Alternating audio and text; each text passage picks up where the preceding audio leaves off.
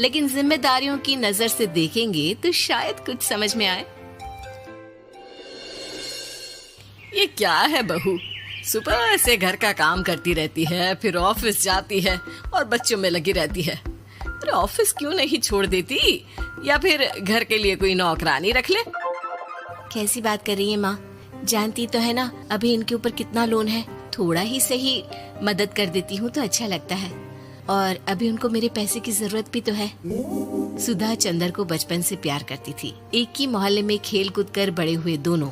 जहाँ सुधा संपन्न परिवार से थी तो वहीं चंदर का परिवार आर्थिक परेशानियों से जूझता ही रहा। लेकिन सुधा की जिद के आगे किसी की नहीं चली। सुधा, कल ऑफिस जल्दी जाना है और 2 दिन के लिए गुजरात ऑफिस के काम से भी जाना होगा। अरे कैसी बात कर रहा है बेटा, बहू को अगले महीने बच्चा होने वाला है, इस वक्त तो उसके साथ रहे। अरे कोई बात नहीं ना माँ, उनको जरूरी काम होगा, वरना मेरा चंदर ऐसे वक्त में मुझे छोड़कर कभी नहीं जाता। चंदर सुबह घर से निकलता तो आधी रात को घर में घुसता, वो भी शराब के नशे में। चंदर की माँ उसे खूब समझाती। अरे माँ, देख रही हो ना कितना कर्जा है सर पर, काम करना पड़ता है, दिन रात काम नहीं करूँगा तो घर कैसे चलेगा। अरे लेकिन बहू को भी तो देख लिया कर, इस हालत में भी घर का बाहर का सारा काम करती है। चंदर तो जैसे माँ की बात सुनकर भी अनसुना कर देता है। ऑफिस के बाद चंदर का फोन माँ के पास आता है। माँ, वो ऑफिस के काम से आज रात के लिए पास के शहर के ऑफिस जाना पड़ रहा है, कल सुबह आ जाऊंगा। सुधा रात को कमरे में सो रही होती है कि उसके पेट में दर्द होता है। सुधा चंदर को वीडियो कॉल करती है। इनको फोन कर लो, शायद कुछ आराम मिले।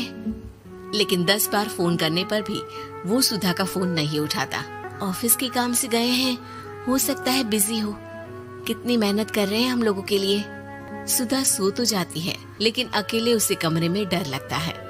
अगले रोज चंदर घर आता है, जहाँ सुधा ऑफिस जाने के लिए तैयार हो रही थी। तुम आज भी ऑफिस जाओगे?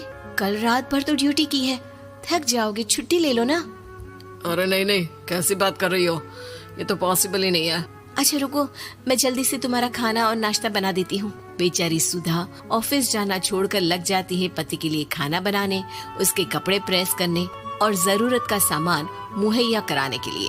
हो सके तो रात की ड्यूटी मत लिया करो ना, मुझे बहुत डर लगता है।